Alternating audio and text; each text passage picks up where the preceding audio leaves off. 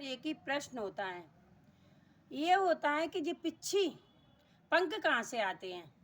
तो मैं आपको बताना चाहूँगी, आप ध्यान से सुनना है। जब वर्षा ऋतु होती है, राजस्थान में मोर बहुत होते हैं।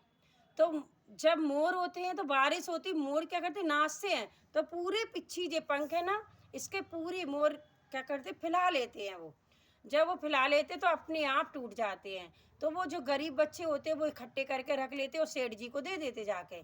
तो वो पंख हम लोग, उसमें हिंसा नहीं है, वो तो क्या स्वतः ही वो पंख को छोड़ देती। जब बारिश का टाइम आता है उसको भजन लगता है और मोर नाचती है। आप लोगों ने कभी वीडियो पे देखा होगा, मोर नाच रही हो, चारों तरफ ये पंख लहरा रहे हैं। तो पंख क्या होते हैं, अपने आप झड़ते हैं। और गरीब बच्चे होते हैं, गरीब लोग होते हैं, वो जोड़ के सेठों को दे देते हैं। और सेठ लोग हम लोगों को लाकर पंख को हम लोगों को दे देते हैं जाके, साधुओं को जाके।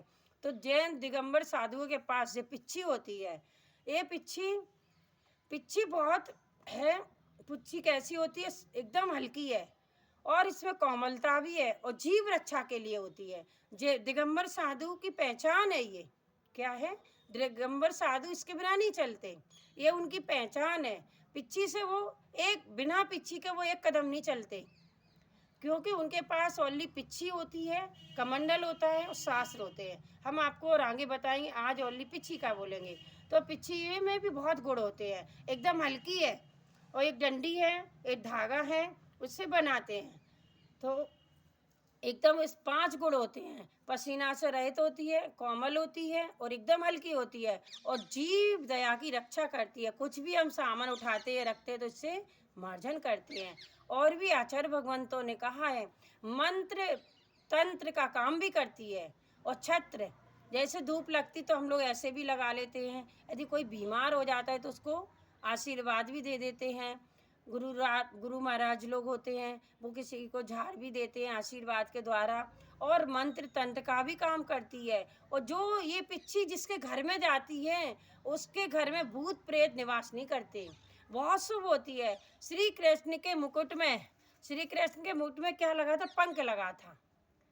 तो ये पिच्छी बहुत, जिसके घर में जाती है उसके में देवी देवता भी निवास नहीं करते हैं। तो और दो, एक अब हम ये लोग, ये कलर है, एक सफ़ेद होती है, वो विदेशों से पंख आते हैं। सफ़ेद भी किसी किसी के, वो हर समय सफ़ेद पंख नहीं मिलते, नहीं, 2 तरह के, एक ये वाले कलर होता है, एक सफ़ेद होता है।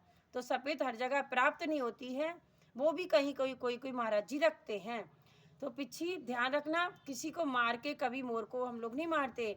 दिगंबर साधु तो 1 इंद्री, 2 इंद्री, 3 इंद्री हो, किसी जीव को नहीं मारते। वो तो जहाँ भी बैठेंगे पिच्छी का मार्जन करके, और कभी भी रात में चलते तो मार्जन करके चलते हैं।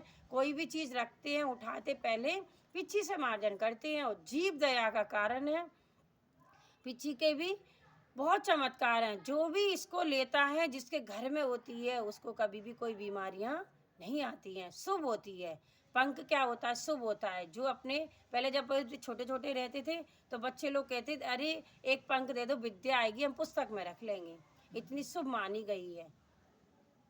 तो ये पिच्छी को क्या करना है, जिसके पास रहती है वो, हर जिसके घर में रहेगी उसके शुभ ही शुभ होगा। हमेशा यही भावना भाना है हमारे हम लोगों को। क्या होता है, 4 साल में एक बार पिच्छी चेंज होती है। जब चतुर्मास होता है तो एक बार साल में चेंज होती है। आचार्य महाराज होते हैं तो उनकी 2-3 बार में हो जाती है। और इसकी भी विधि है, आचार्य महाराज की होती है 1000 पंख की, और मुनि महाराज जी की होती है 700 पंख की, और आरका माता जी की होती है 550 की, और छुल्लक की होती है 500 पंख की।